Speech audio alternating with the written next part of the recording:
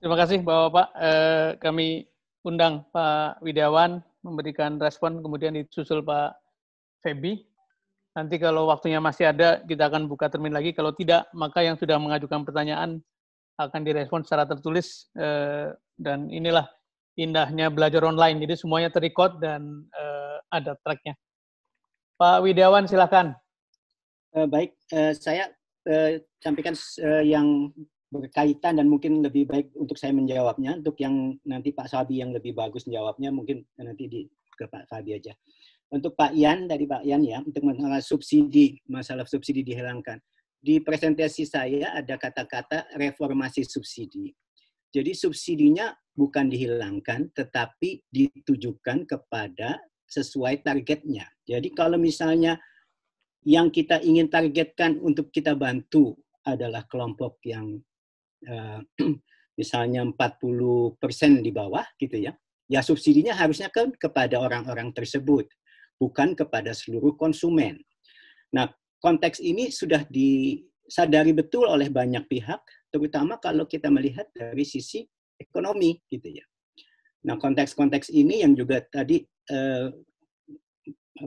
mungkin kaitannya dengan depolitisasi tadi ya. Jadi kalau misalnya ini bisa lebih targeted gitu, sehingga uang subsidi yang dikeluarkan juga bisa lebih targeted, sehingga ada sisa yang bisa, atau bukan sisa katakanlah ya, jadi ada uangnya itu bisa diberikan kepada hal-hal lain yang juga akan membuat kondisinya menjadi lebih produktif, misalnya untuk kesehatan ya, karena kita lagi bikin COVID, untuk pendidikan misalnya. Nah, hal-hal seperti ini membutuhkan apa ya? Ya tadi depolitisasi tersebut gitu. Karena kalau ini dipakai untuk tujuan politis yang bukan lagi dari tujuan teknoekonomi, saya khawatir sustainability-nya ini yang tidak ada, Pak Yan, gitu ya. Jadi pertama, kalau misalnya saya ditanya, saya pertama kali yang saya inginkan tentunya adalah produk energi yang berkualitas. Saya tidak ingin energi itu yang tidak berkualitas sehingga menambah polusi, sehingga mengurangi efektivitas mesin gitu ya, dan sebagainya, sehingga yang itu yang harusnya kita tidak berikan dengan alasan memberikan harga yang murah. Kenapa? Karena keberlanjutan kita, ya terus terang saya tidak ingin misalnya nanti generasi penerus itu akan bilang kepada kita, kita adalah generasi yang kurang bertanggung jawab. Demikian Pak Yan kalau dari jawaban saya. Jadi sebenarnya kualitas fuelnya dibagusin ya, dengan tidak lagi 88 RON, tetapi mungkin 90 atau malah 91 RON-nya, sehingga lebih suitable lebih cocok buat mesin-mesin kendaraan yang sekarang ada, sehingga particulate matters-nya, PM-nya kurang gitu ya, smoke-nya hilang gitu ya, dan juga potensi untuk meracuninya juga hilang gitu ya. Dan itu nanti harganya sesuai dengan keekonomian, di mana nanti jika ada pihak-pihak yang harus bisa membeli gitu ya, orang-orang itu yang diberi subsidi bantuan tunai langsung. Itu yang menurut saya reformasi subsidi itu seharusnya seperti itu. Baik, untuk pertanyaan kedua, mengenai IPO, saya kembali lagi tidak melihatnya dari sisi politik atau konstitusi ya. Ada perdebatan di situ dari sisi konstitusi.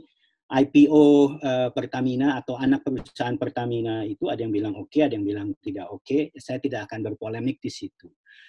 IPO itu kan punya kelebihan dan kekurangan. Ini adalah suatu produk hukum yang ada di Indonesia dan sebagian orang sudah memanfaatkannya. Ada yang berhasil, ada yang kurang berhasil, ada yang bisa mendatangkan berbagai investasi dari luar. IPO itu salah satu keuntungannya adalah kita mendapatkan dana yang relatif murah dan orang yang menanamkan dananya itu ikutan mengambil risiko. Tentu saja kalau misalnya nanti ada keuntungan ya otomatis harus dibagi juga gitu ya. Bandingkan dengan kita meminjam dari bank yang mau nggak mau kita harus punya kolateral. Kalau kita bangkrut dia nggak bangkrut, aset kita yang diambil gitu ya. Dan itu bisa terjadi kepada siapa aja, termasuk BUMN. Kita punya global bond, PLN punya bond besar sekali keluar. Ada covenant, ada aturan segala macam. Pertamina juga demikian, besar sekali. Gitu ya. Nanti kalau kita tidak bisa membayar kembali itu, tapi kalau IPO orang itu ikutan risiko gitu. Selain itu IPO itu membuat kita juga menjadi transparan, akuntabilitas, dan kinerja kita di benchmark dengan perusahaan sejenis baik di dalam negeri maupun di luar negeri. Dan itu sebagian dari manfaat yang, dan untuk itu juga kenapa kita bisa memanfaatkan hal itu. Saya tidak bicara setuju atau tidak setuju, tapi kalau kita mau melakukan hal itu, ya kita melakukan itu dengan kondisi yang akan menguntungkan kita. Timingnya harus benar, valuasi asetnya harus benar, nanti kinerjanya juga akan lebih baik, lebih transparan, lebih accountable, dan sebagainya. Itu pendapat saya. Untuk nomor 2 dari Pak David, energi terbarukan mungkin Pak Fabi aja ya, lebih baik itu. Terus Pak Sarwi mungkin saya perlu menegaskan ya, beda politik, kalau geopolitik menurut saya itu bukan maksud saya sama sekali. Tapi kalau kita bicara politis, Pak, ini adalah keputusan politis yang menafikan teknoekonomi. Itu yang maksud saya depolitisasi. Proses politik itu kan diperlukan untuk menjadikan undang-undang. Contoh saja, misalnya milenial nih, generation Z dan sebagainya, itu mendukung atau mendorong, misalnya kayak Greta Thunberg gitu ya, yang dari Sweden itu. Dia meminta kita untuk menyadari betul bahwa this global climate change is real gitu ya. Dan dia mendesak, dan dengan desakan dia itu terjadilah proses politik di mana partai politik menghasilkan berbagai undang-undang yang mengarah seperti yang tadi banyak disampaikan oleh penanya untuk keberpihakan itu, termasuk ke masalah geothermal gitu ya, yang kalau kita yakini, dan itu yang dari tadi beberapa kali disebutkan, itu kan kita harus long term melihatnya. Long term itu untuk ekonom seperti saya itu namanya intertemporal objective gitu ya, yang dilihat dari multi period, termasuk untuk generasi penerus. Dan kalau itu kita bisa lakukan, keberpihakan itu akan ada. Nah, yang kita ingin hindari adalah kepentingan sesaat, myopic, short-sightedness gitu ya, yang menafikan banyak hal, sehingga termasuk trade-off yang nanti kita akan mempunyai yang lebih sustainable itu dikorbankan. Itu maksud saya depolitisasi. Mudah-mudahan itu membuat akan lebih jelas. Untuk Ibu Anugerah mengenai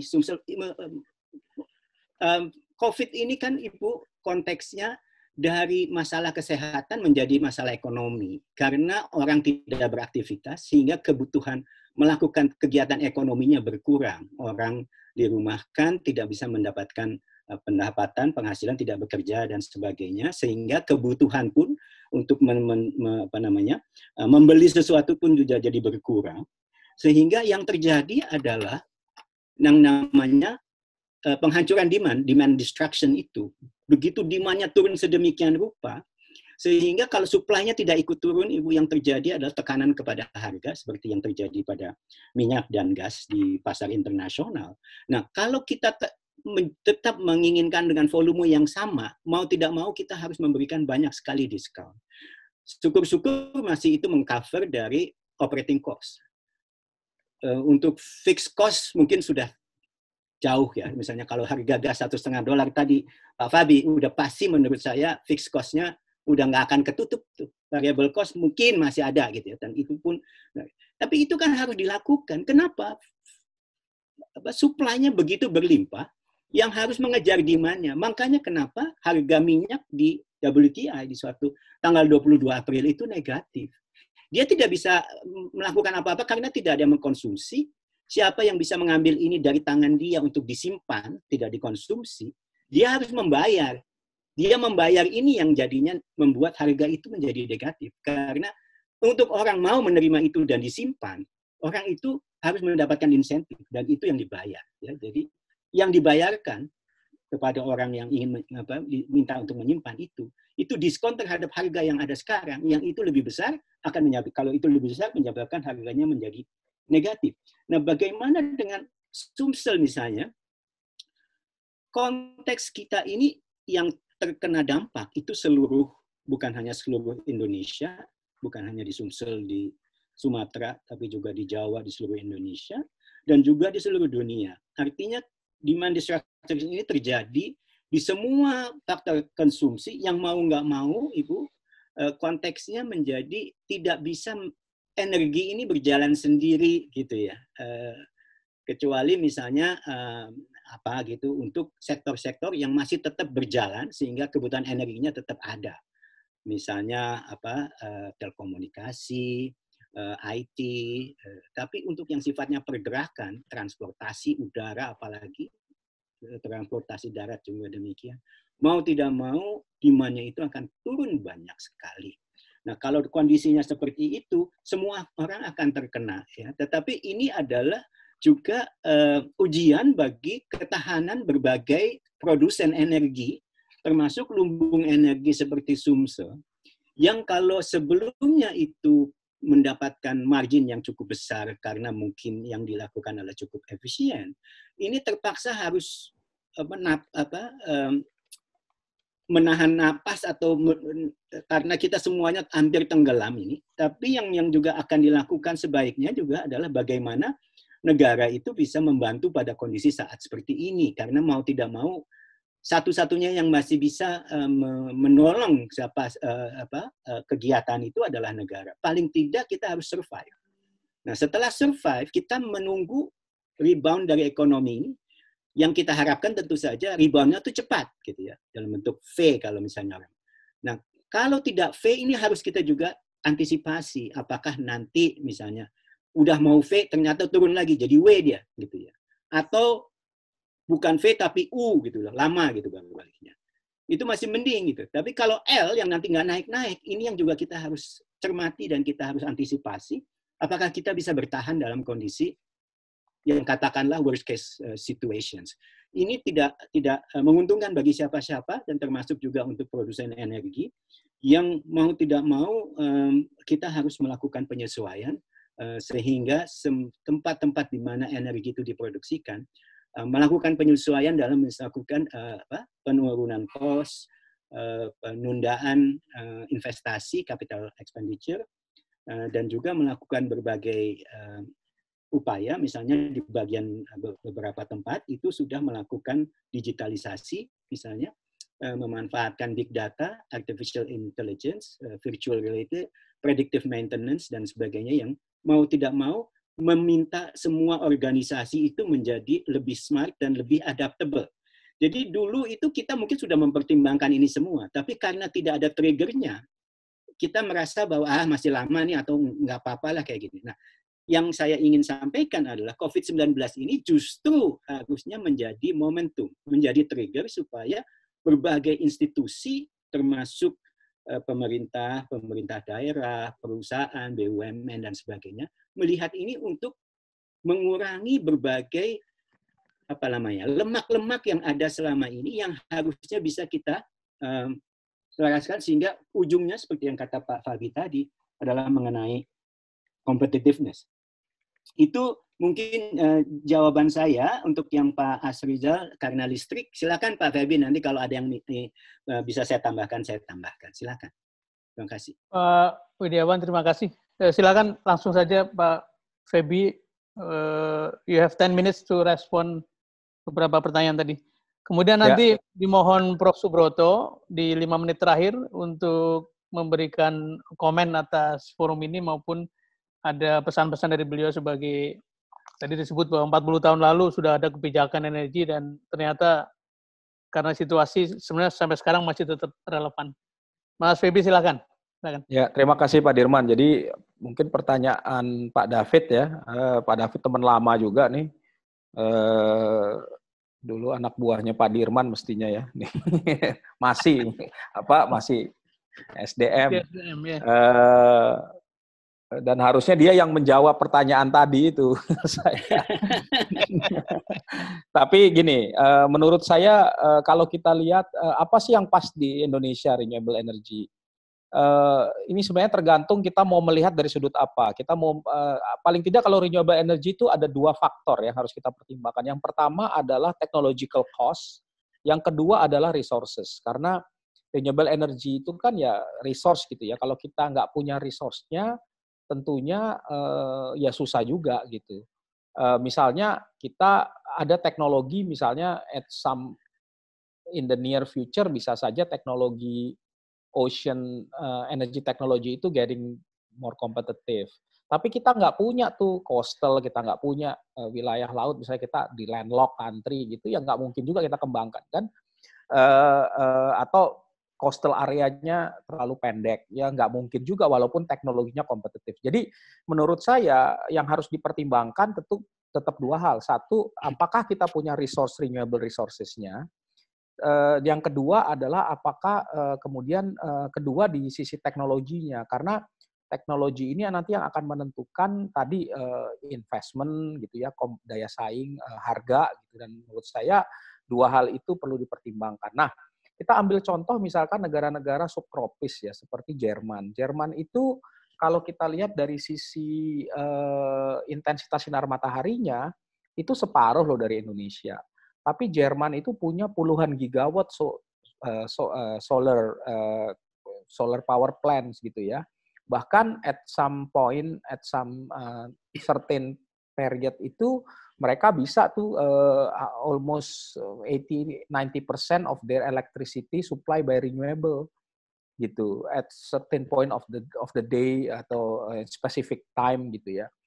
Jadi dua hal ini menurut saya penting. Nah, Indonesia seperti apa? Tentunya Indonesia harus pintar-pintar melihat tadi kalau kita bicara resources, Indonesia tuh semua renewable energy punya kok. Tadi dikatakan kita punya panas bumi, kalau kita bilang juga biomasa kita juga cukup banyak.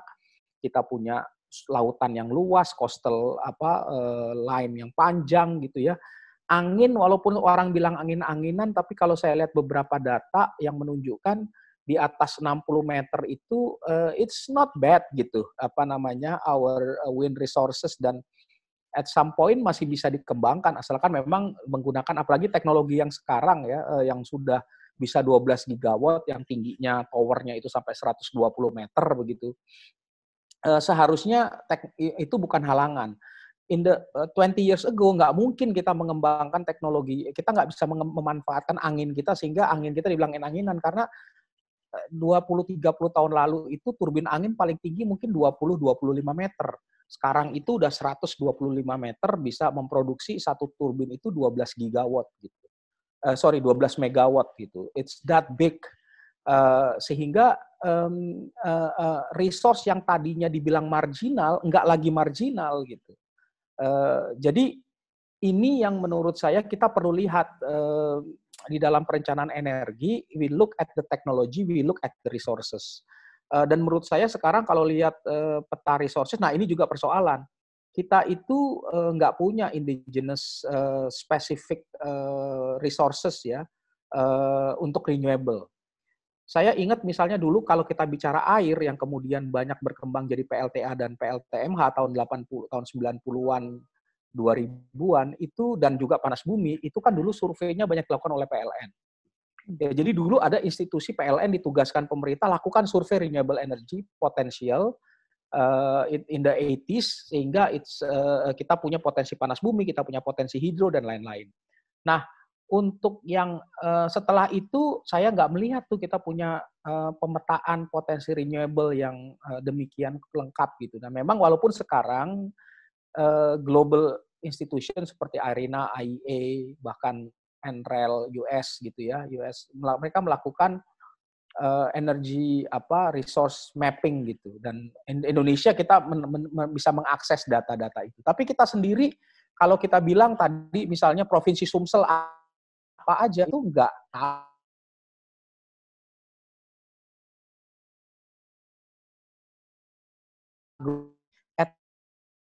misalnya di Kabupaten A tuh ada berapa, itu nggak ada. Nah, menurut saya ini yang perlu menjadi prioritas pemerintah daerah maupun pemerintah pusat, lakukan pemetaan energi on-site, renewable energy on-site.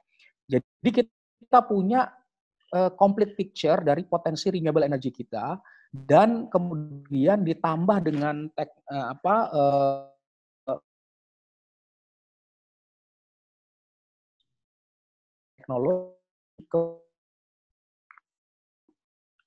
Ini acara kan, Indonesia itu kalau kayak Anda ini kan acara besar. sekarang cost of teknologinya itu semakin turun, tapi masalahnya kita nggak punya detail atau spesifik resource mappingnya. Nah, ini yang saya kira perlu dikembangkan. Tapi kalau dari sisi sumber daya, Indonesia tuh kaya kan, semuanya ada. Mau biomasa tumbuh, kita kan dibilang ya, lempar tongkat aja tumbuh, lagunya Kus Plus ya kan, tongkat kayu dan batu jadi kolam susu gitu aja. Jadi we are so rich gitu sebenarnya. Nah, hanya sekarang ya tentunya perlu dikembangkan survei, data yang site spesifik, kemudian digabungkan dengan teknologi. Nah, yang kedua tadi pertanyaan mengenai panas bumi. Menurut saya kalau kita lihat dan kalau kita pelajari perkembangan teknologi panas bumi ini kan berkembang karena di Indonesia pertama kali yang mengembangkan adalah perusahaan minyak. Jadi ini juga menurut saya kita lihat perusahaan minyak masuk ke Indonesia 60-70-an, mulai ditemukan, tapi in a way dalam melakukan eksplorasi minyak itu mereka menemukan panas bumi. Ya, sehingga perusahaan-perusahaan minyak ya pertama kali yang terlibat di dalam pengembangan panas bumi di Indonesia, dan mereka punya teknologi, mereka punya knowledge-nya, mereka punya skill-nya. They know how to mitigate the risk. Itu menjadi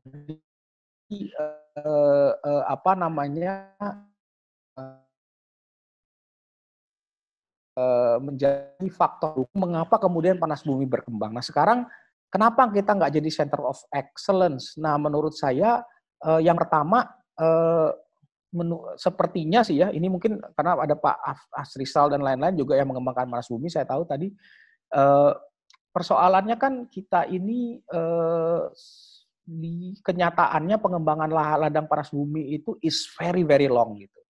Dan semakin hari itu lost steam gitu kira-kira. Interest orang udah semakin turun, is high capital intensive, risk-nya besar, tetapi kemudian yang tadinya punya skill dan punya knowledge, punya teknologi untuk masuk ke panas bumi, slowly mereka retreat gitu.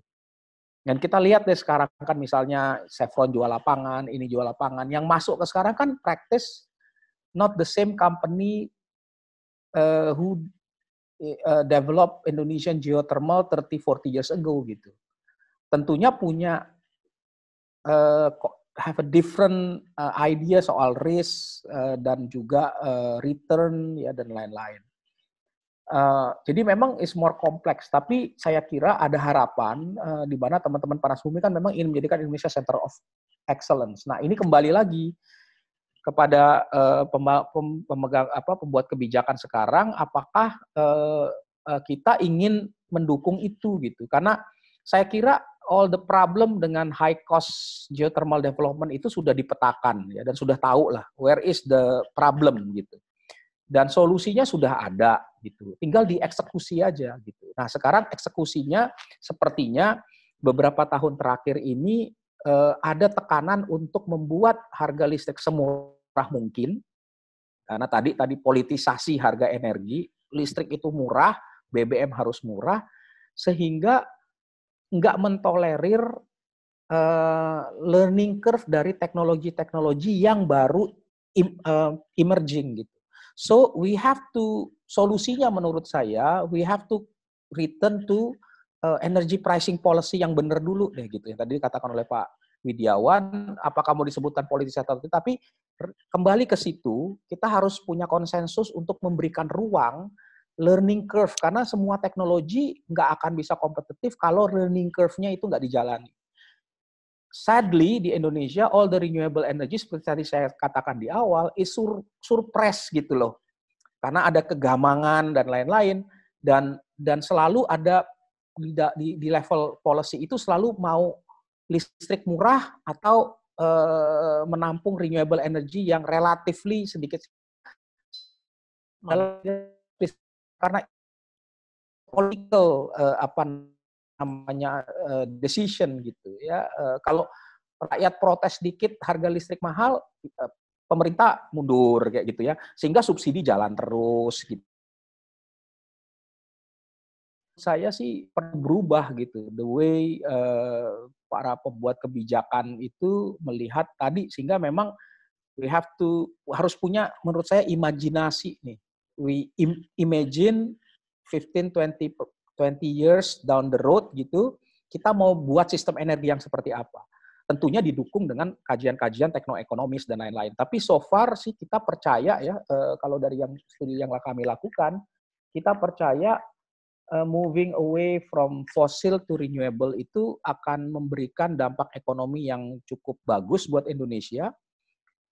Harga energi yang lebih kompetitif, kalau kita bilang 5-10 tahun ke depan, dan juga yang selama ini kita lupa adalah manfaat. Apa itu health benefit, air pollution berkurang, sehingga health cost berkurang, kemudian environmental damage juga berkurang, gitu kan, sehingga cost untuk environmental recovery juga berkurang. Jadi hal-hal yang selama ini externalities yang nggak pernah dimasukkan ke dalam biaya energi, yang selama ini ditanggung oleh publik, langsung maupun tidak langsung, dan juga ditanggung oleh pemerintah dengan naiknya anggaran untuk BPJS misalnya, itu kalau ini diinternalisasi, we will see the benefit of renewable. Dan saya kira itu yang harus mulai masuk ke dalam energy pricing policy, gitu kira-kira. Mungkin itu Pak Dirman. Terima kasih Pak Feby. Sudah pukul 21, seperti rencana kita akan berhenti dulu. Tapi saya kira kita ingin mendengar Pak Broto, mudah-mudahan beliau mengikuti dengan baik suaranya. Apakah Pak Broto berkenan menyampaikan closing?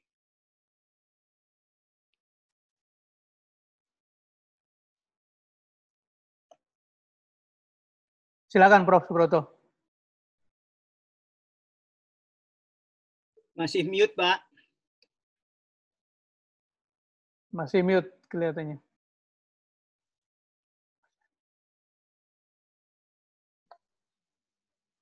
Di unmute dulu, Pak. Lama. Udah jangan ingetin Medan, jangan ingetin apa, ada di Medan di sini.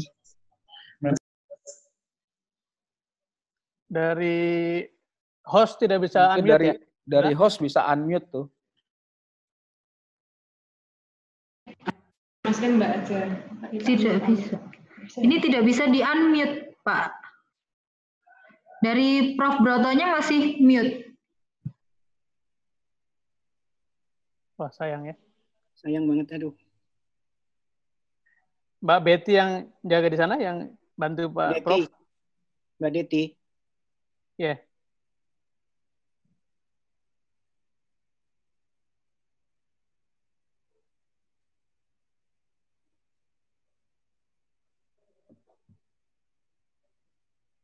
Yeah. Mbak Deti di kontak, sila. Baik, Pak. Nah, ini sudah nyala, Prof. Silakan, Prof. Sekali lagi, selamat inisiatif ini. Yang pertama, untuk juga meminta perhatian dari masyarakat. Apapun yang ingin kita lakukan di dalam waktu yang akan datang, tergantung tersedianya energi yang dibutuhkan. Jadi tujuan utama pembicaraan ini adalah bagaimana energi security, tersedianya energi pada waktu yang tepat dengan mudah, itu yang menjadi pemikiran utama. Kemudian selanjutnya yang diperlukan adalah kebutuhan daripada energi sovereignty, kedaulatan di dalam energi. Bahwa energi yang kita perlukan itu alhamdulillah tersedia dengan cukup di tanah air kita.